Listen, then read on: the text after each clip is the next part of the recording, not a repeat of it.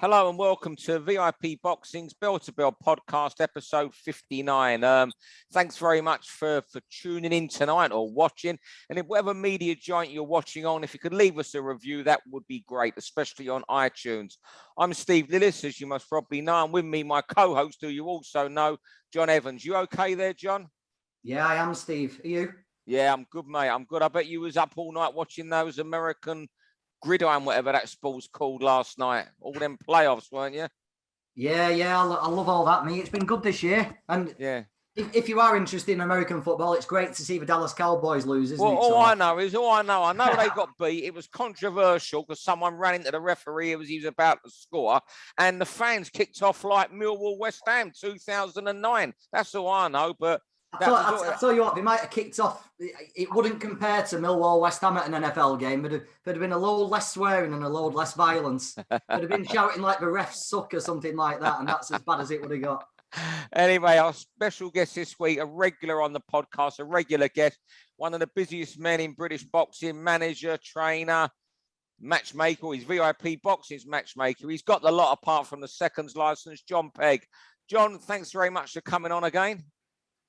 How are you, lad? You good? Yeah, it's always good to be on with you guys. Good. And first of all, mate, off boxing, a proud time for your family. Your daughter, Kia, made a debut on CBBC last week as a presenter, a channel that all of us who had young kids know lots about. I love for 3 years. That's what got my kids to sleep at night, 3-4 years. And congratulations to your daughter and a proud time for the whole family, I guess.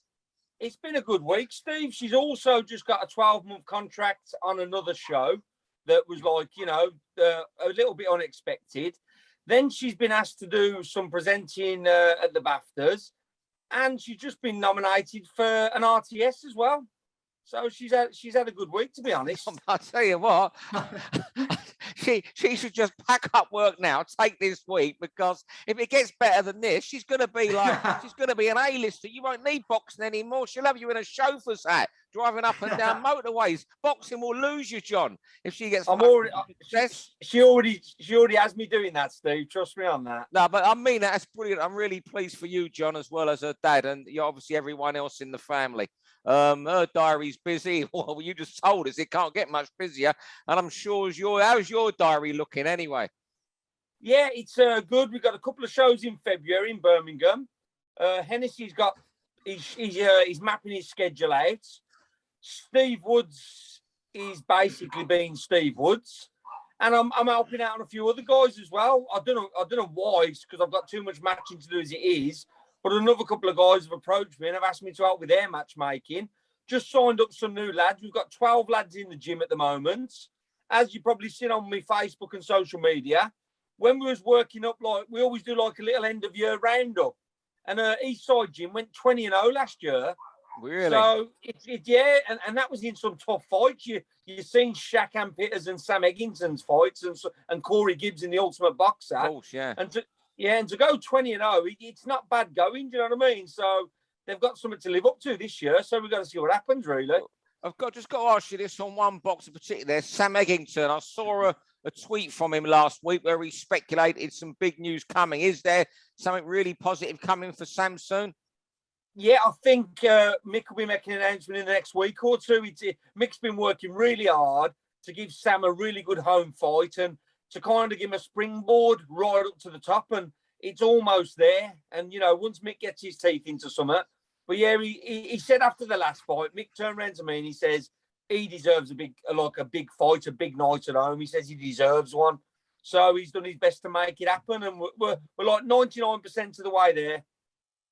Brilliant. John, now you're back into the swing of things. Are you noticing a little bit of history repeating itself from the dark days of last year with the opponent searches are already starting to get difficult? Are you facing the same sort of problems you were facing this time last year?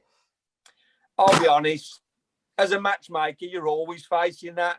It was a bit worse because you had to get people to have days off work and you had to hope that they didn't test positive for COVID. But trust me, Steve will tell you, 2002, 2012, 2015, I've always been ringing up the day before saying, I'm in fucking trouble. Somebody help me. There's a lot of money here. There's a kid who sold loads of tickets. So it's the job. COVID made it a little bit more difficult, but it's never been easy. It's never been fun. It's something that has always been a battle. So COVID was just like, you know, when they're juggling and they're juggling like firing like sticks that are on fire and they say, throw me an hand grenade in just to show off. That's what COVID was. COVID was an hand grenade when you was already juggling fire, basically. So you just get on with it, don't you? If you can juggle, you juggle.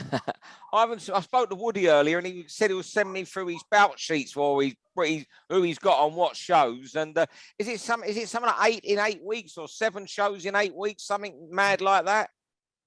Yeah, well, as you can see, Steve's slowing down there by Steve's standards. You know what I mean? Yeah. Usually it's about 14 in 5 weeks, so we can cope with that. But I'm working with another of Steve's guys as well. While I was a little bit poorly last year, he jumped on, and Steve said, "I said keep him on." I said he's doing a great job. I said there's always enough. I said especially with you, there's always enough work for 2. So hopefully I can bring someone along and show him a few tricks of the trade. But he's a nice lad, Tom. There's not. Hey, I tell you what, they couldn't have much better. There's certain people in this game who can teach people things that, and if they listen, it'll be for a successful future. It's someone like you and matchmakers who have been about, you know, since God was a little boy and held every license. They're the people you should listen to. There's too many people out there who get listened to who you don't listen to the right people. That's what you should be doing in this game. Yeah, a lot of people don't know, do they? No, they don't. But whoever this fella listens to you, he'll do well. I don't know the fella, but whoever he is, if he's just watching this, listen to Peggy and you'll be all right. You might get stressed, but you'll be all right. Anyway, we better get on with this podcast and start talking these topics. Well, 6 really good topics tonight. You got your clock and everything ready there, Mr. Evans? Everything's ready to go as soon as you are, Steve. After you get on with your first one, and you want people to get on with it, I think, John. Yeah, everybody's got to get on with it. I mentioned then history repeating itself, but we're sort of going through this full thing again. I thought I hoped people were going to follow Canelo Alvarez's example and stay active, stay busy, get out regularly. But all the names just aren't doing it, are they? You know, when I was looking down the list of top fighters, I jotted them down actually, and these are the people who haven't got fights scheduled over in these horrible, long, protracted negotiations. So we got Fury, Joshua, White, Crawford, Billy Joe if he comes back, Joyce, Dubois, all of the lightweights, Errol Spence. None of them have got fights scheduled. These are guys who can take the sport to a different level. They can put on massive events. They can be in enormous fights, but they never allow themselves to generate the momentum they could do. If these guys were if Tank Davis was fighting every 3 months, can you imagine the fights we'd have in the summer and autumn? It's just not happening. These guys have got to get on with it now. You know, from the prime of their career, they're super talented. Let's get some big fights made and get the sport onto another level. John? Well, do you know what? They've got to want to fight. Like Sam Egginson had that as an example, had that fight with Bilal Jakitu. And we was all saying, you're having a rest. You can ask Steve Woods this, Steve. Sam was saying to me, get me on one of them jolly boys. I'll box for nothing. I just want to fight. Ask Steve. I'm not lying. And Mick Hennessy turned around and went, no, after a fight like that, you can't go on a non-TV show, not top of the bill. And Sam was like, I just want to fight. I'll box for nothing. Just tell him to pay my petrol. You've got to want to fight. If you don't want to fight, you ain't going to fight. If you really want to fight, you're going to fight. So they've got to lead by example, ain't they? I just think, you know, the old school attitude just isn't there. I think we're in a different world now to 20 years ago with these fighters. It's a social media world. They got 1,000,001 people around them.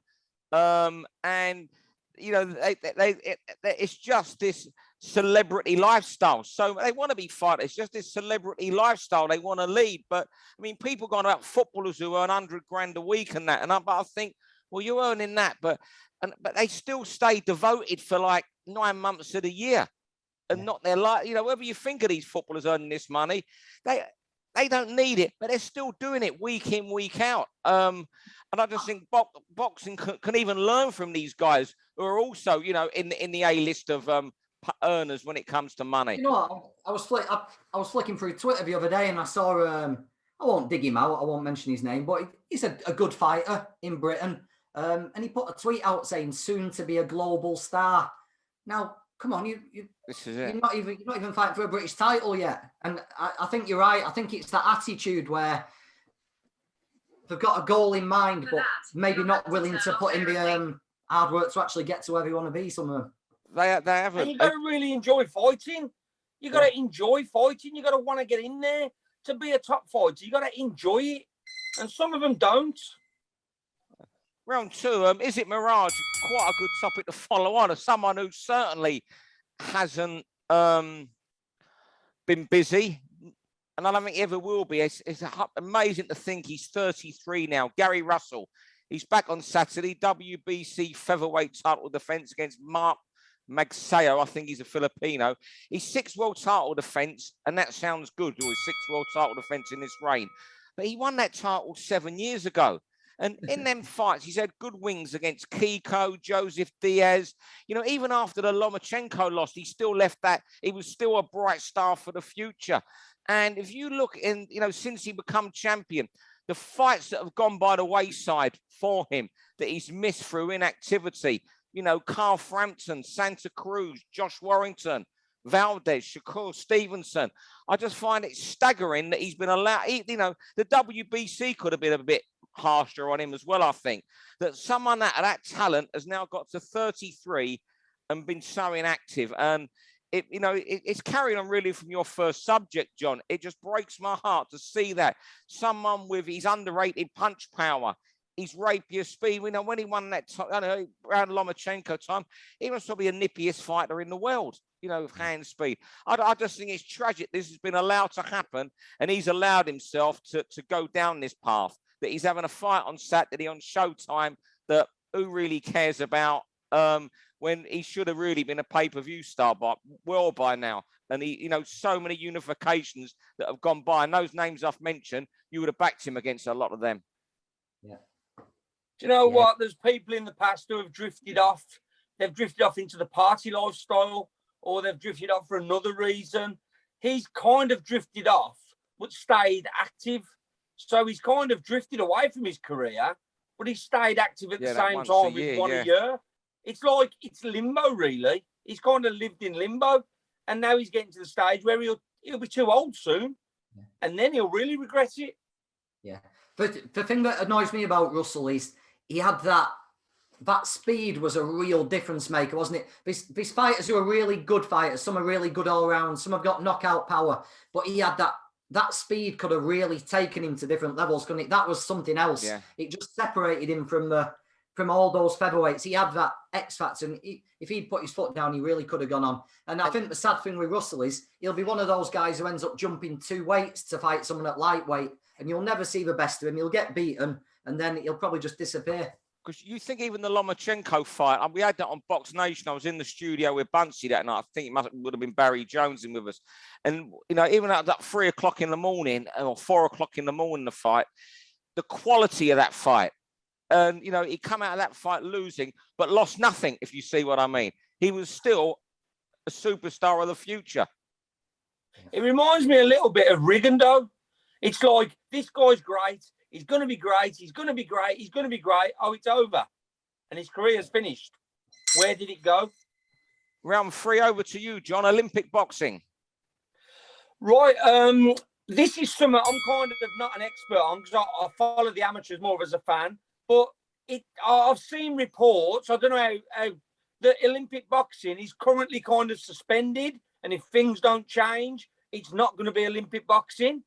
I think the ramifications of this are so big that people are not going to realise till they happen. What they don't realise is we was at Crystal Palace once every 2 weeks with a squad. We was lucky if we picked 1 gold up and 1 medal per games, and the boxing kind of went from there. And in the 70s and 80s, we had 300 pros in the country, half the shows that we're getting now. We started getting funding. We got a proper setup that is governed by the medals we get at the Olympics. We've got Sheffield. We're hitting records. Now, that goes on to the fact that at the moment, we've got more professionals, more shows, more promoters, more TV than ever. Forget your golden age when we had certain things. We have got more boxing than ever now. Is it a coincidence that we've got the Olympic funding that has given us more Olympic medals in the last 20 years than we've had in the history of the Olympics? If that goes, what is going to happen? John, I think you put it perfectly. It's catastrophic because if they're talking from the 2028 Olympics, I think, no boxing. It will be catastrophic. Sheffield goes because there'll be no funding. As you say, you're funded on the medals. We're going back to the funding really coming in from Audley in 2000, Amir's success 2004, and it's just snowballed. It will be catastrophic. Guys will be turning over who we know were brilliant fighters as unknowns. So that would mean their deals wouldn't be anything like what they're getting now when they turn pro after a great amateur career. They would be they would get, promoters like Eddie Earn, Frank Warren, Mick Hennessy would know about these guys, the boxer team. But they wouldn't be given the money because they haven't been seen in Olympic Games. And, we talked the world champion. Are we filling stadiums without Olympic medalists? Yeah, are we doing stadium shows? It's going to be catastrophic if this happens. Sorry, I'm talking too much. And John, you might have a very different opinion. It also affects the guys who fight on the undercards who follow up in their slipstream. Someone like Joe Joyce who got his name made in the Olympics getting that medal. Joe Joyce wouldn't have been headlining bills, would he, if he hadn't been in the Olympics? But the people who've made their name on his undercard coming through and getting seen by other people, they're going to suffer as well. Yeah, there's got to be a solution to it. It's one of the oldest sports in the Olympic Games, hasn't it? It's got to get figured out, but it seems to be getting closer and closer every time, doesn't it? We seem to be constantly having this discussion about boxing coming out of the Olympics. That's a great point. You think someone like Joe Joyce, who turned pro in his 30s, who would, even though we might know how good he was and how heavy. Over to you, John. Is Triple G's on the menu for you? Yeah, we all love Triple G, don't we? I'm just starting to get the feeling now that his career is not going to have the ending we would have all liked. I feel like he's going to just fade away. He'll never go into obscurity because he's such a popular guy. His highlight reel's incredible and he pretty much guarantees excitement, doesn't he? But I just get the feeling it's tapering off with maybe a little bit of a whimper when it should have gone out with a real bang. I think he last fought in December 2020. Yeah. He didn't fight all last year. He's got nothing scheduled. This Murata fight's dragged its feet, so he's not going to fight until the middle of this year. He'll never be as active as he was because he set a ferocious pace, didn't he, with his style and his long amateur career, and he can never go back to that. But I just think it's sad after the way he fought with Canelo. I thought he won one fight and the second fight was a tremendous fight, but Canelo probably pipped. The level he was at, there's been such a drop-off, maybe it's his ambition. Maybe the second Canelo fight, the payday he got, maybe his ambition just dropped, but the level of opposition's gone, his activity's gone, and I just hope we see him in one more big fight and one more great performance before he turns it in. Do you know what? It sounds terrible, Canelo. It didn't seem like he could fade away. Let's look at boxing history. Yeah. Sugar Ray Robinson ended up losing to Mick Lee, he in Britain. Muhammad Ali lost to Trevick Burbick in the Bahamas. Henry Armstrong ended up fighting who knows where. Anybody can fade away in boxing. The biggest name in the world can end up losing to somebody who shouldn't have laced his boots in the Bahamas. Anybody can fade away. That's why I have to hold my hand out to guys who get away at the right time. Boxing will make anyone fade away, and it will happen to Triple G because you can't keep fighting at the highest level like you're 25, and he will fade away, or he'll get beat, or he'll just get brutalized by someone. It happened to Bernard Hopkins eventually, and we kept thinking, well, it can't happen because he keeps beating Father Time. Boxing beats everybody in the end. Yeah, you know what? The Murata fight not taking place was the COVID regulations was a real shame. And of course, he's been a victim of the COVID. But you know what? That if he'd gone to Japan and win, that would have been a real win that would have added to the legacy and a winnable fight. 2.5 years, 3 years getting on for since the second Canelo fight. Steve Rolls, Sergey Derevyanchenko, and I think Kamil Zerameta was it in December. They're not those wins to go out, and I'll worry that he's 40 in April, and like John says, in John's words, he gets brutalised by somebody down the line. I'll never forget the night when I think Bernard Hopkins got knocked out in 8 rounds, didn't he? In the end, Joel Smith got him, didn't he? Jokes, yeah. Round 5, Ben Davison's bash last week at Trainers. Now, I get on really well with Ben, like him a lot. Spent a lot of time with him when he was in the Village Hotel down the road here in Ashton with Tyson Fury, Josh Taylor, Billy Joe Saunders. But I just feel he went a little bit too far with his attack on people, trainers in boxing, as if he'd be there and done it. I thought that was really sad, and really he went too low with that last week. You know what? There's people in this game. Steve Malett with Terry Flanagan, when he turned pro, no one thought he would be a British champion. He was a bang ordinary amateur around Manchester. You know, Sean O'Hagan with his son Josh Warrington. You know, we knew Josh was decent. No one saw this. I look at people like Grant Smith, who's having success now in Sheffield, but he spent years serving his apprenticeship as an amateur trainer. You know, he got older. Sonny Edwards at 17, 18 and has developed him. I just feel Ben went too far to knock trainers who put their life into this sport and aren't lucky enough to get fighters that he's being, you know, going to him and being. I'm not saying he's a bad trainer, but I just feel he totally disrespected the sport with his comments last week. And I'm someone who likes him and gets on well with him. So it isn't like a personal attack this on him. You know what? I rate Ben as a trainer. I've actually worked a corner with him when I've done the cuts for Dave on one of Dave Caldwell's fighters, Lee Wood.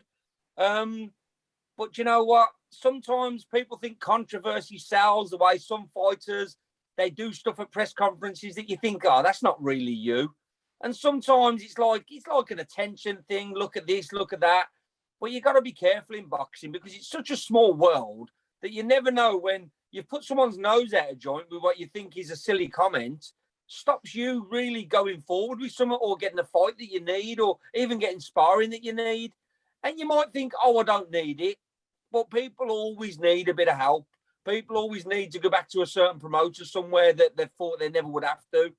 And you got to be, you're not careful because you shouldn't have to be careful what you say. But you got to be, you should, if you say something, you should be able to say it in 20 years' time and it's still got the same impact. You shouldn't be going, oh, I regret saying that. And I think he will regret saying that somewhere. I think he will regret going in so hard. But it's all about, it's like the trainers are trying to sell tickets as much as the boxers now. Just disappointing, really. That wrong. I get what you're saying, controversy, John, but the wrong target audience. There's fucking guys working for next to no money because they love this sport. I saw a little interview today where he was saying, "Oh, I didn't mean Tony Sims. I didn't mean him. I wonder if his phone's rang a few times and he's realised that he said the wrong thing there." Well, do you know what? Who did you mean then? Say who you mean. If you're going to say I didn't mean him, say who you mean. If you're going to do it, do it. Final round over to you, John. Are DAZN buying BT? Real interesting topic, this. Yeah, well, I've been hearing the rumours, and I don't listen too much, but the rumours seem to be getting stronger, and I don't know whether it's a good thing, because suddenly DAZN went and done their thing, and we had an extra TV channel, and whether you love or hate or not bothered about Frank does stuff. He does a good job. And if DAZN buy BT, would Frank want to, even if he's got a cast iron contract, would he want Eddie as the boss man where he's doing his contract? I think he'd find, he's a man's man who, I don't know if he'd like that. Is it a good thing to happen? Does we suddenly go back to Matchroom have got like this kind of holdover stuff where there's not a lot of good opposition? They start to get lazy because I think they got a little bit lazy. And I think, you know, that don't help. I don't know whether it's a good thing. I'd like to see Frank strongly in the game, doing his stuff. I'd like to see Eddie having at least 1-2 lots of good competition. I know Sky are back in. But I just don't know whether DAZN buying in and Frank having to kind of spread his stable out or do whatever with him is a good thing for boxing. It seemed like it suddenly spread out and it was looking better. Eddie's looking like he's going to make a good move. Is that a good thing for boxing? Well, the BT are definitely selling. They've made no secret of they're either going to sell to DAZN or go into partnership with Discovery, who are going to come into Britain for sport. So that could be another outlet. I mean, I think, you know, I think Frank's on a good wicket still because the stable he's got is pretty strong. The problem's going to be what happens at the end of his contract. I think he'll get on with it. or and do his contracts. There's going to be other companies coming in. Discovery are coming in to this country, whether BT want it or what. My other concern is once the DAZN get BT, if they do, will they really care for boxing? Because they'll have the football package where they'll make their money. They don't make their money from boxing. You know, where, you know, look, that I've seen Box Nation with that the model they've gone and how hard it is to keep it running. That they're all about football. You know, they might not give a toss about boxing. They might say, Eddie, there's your show. Frank, there's your shows. The bosses at DAZN will be more interested in being pals with the EPL than Frank Warren or Eddie Earn once they get it, because that's what they're buying it for, not to take Frank over. They're buying this for a football package. Yeah. I think Frank's in a situation where they're either going to have to pay him off handsomely and he'll find another contract. Frank, I remember getting something Terry Lillis told me about Frank once. He said, if you're in, I might have quoted it before on here, and he said about him to me once, I'm going back to the late 80s, early 90s, and Terry said that the thing, mid-80s, whenever, it was a long time ago, and Terry said, Frank's like, if there's a cage, and there's one that there's six, you're all tigers in the cage, and there's one bit of steak, Frank Warren will be the man who gets the steak. You know what? So I would never ever write him off. And if it did go wrong for him with DAZN, he'd land somewhere else. So I'm not saying it would be on the money he's on, but they'd land somewhere else. You look at, you know, as I say, I'm sure he's not going to be welcoming Eddie to DAZN by any stretch, but. You know what? You look at the stable; it's quite strong. You know, Fury, Dubois, Joyce. You know, okay, he's got half of whatever the deal is with Fury. But Dubois, Joyce, you got take Fury out. You got two fighters there who are going to be fighting for world heavyweight titles. You back one of them to win the version of it, whoever they fight, I guess. And you know what? And as they say, you got a strong heavyweight stable. Your stable's good.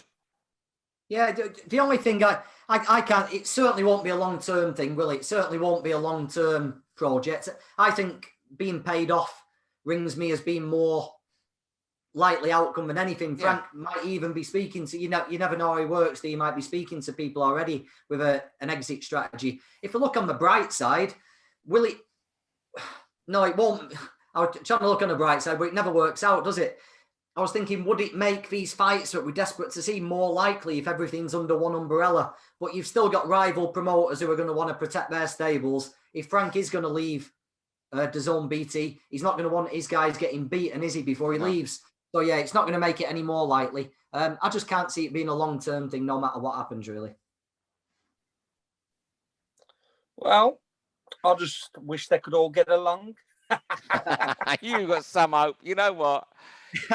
It's about what you said about Ben, John, about, you know, one day they will need each other. The day will come, they'll do it. It's like, in the end, I'm going back to, like, look, I'm nearly 60, right? I'm going back to, you know, with Mickey Duff and Frank were at it in the you know, Frank come on, and from 1985, when I think Frank promoted his first world title fight, it was around this time of year, was it? I'm trying to think Frank's first world title fight. I think it was Magri Chitalada was the first world. Terry Marsh. No, first world title fight he promoted. Marsh was his first world champion about 87, I think. But from 85 onwards, especially as I think Magri had been you know, don't forget, in them days, Mickey Duff losing a fighter to somebody else, it was unthought of. You couldn't even put a show on in the same town 14 days either side of it. You know, Magri went and fought on Frank's show. I think he got 25 grand, which is a lot of money for a flyweight in 85. Might be more. Frank might tell me it's more when I speak to him in next week or whenever. But they was at it for so long. And in the end, they sat down and broke bread and made fights. So, you know what? I'd never I'm not saying it's going to be at this moment in time, but 3-4 years down the line, they might sit down and make fights. Who's to say they're not going to sit down and make... While we're on there, they could be sitting down breaking bread in Fredericks, in Islington or some restaurant, making Dillian White, Tyson Fury for Cardiff in March, for all we know. Can you imagine how much better position the sport would be in if every summer and every Christmas it was promoter against promoter on one massive bill? Sky put up 3 fighters, BT put up 3, DAZN put up 3, mega shows. Everyone would have something to look forward to. Can you imagine what a better place the sport would be as to what it is? But it'll never happen. I'd love it to happen. You could have 3 rows of the ring size with each the 4 promoters would have.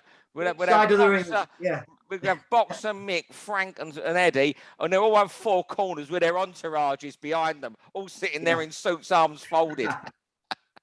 Fellas, thanks very much again for joining us, Mr. Pegg. Really a real pleasure. We'll get you on again in a couple months, and well done again to Kia. That's a fantastic achievement for someone so young. I mean that, mate. I've got my youngest just going off to uni soon. So if she had that sort of success young, I'd generally be made up for her. Brilliant, that, John. I mean that. And Mr. Evans, thank you as always. Yeah, no problem. Thanks, Steve. Thanks, John. Thanks, fellas. See you, lads. Thanks, everyone else, for listening. I hope you enjoyed it. For all boxing info, news and latest interviews, amateur and pro, across the north, click and subscribe. VIP Boxing Promotions. Also, Twitter, Instagram and Facebook.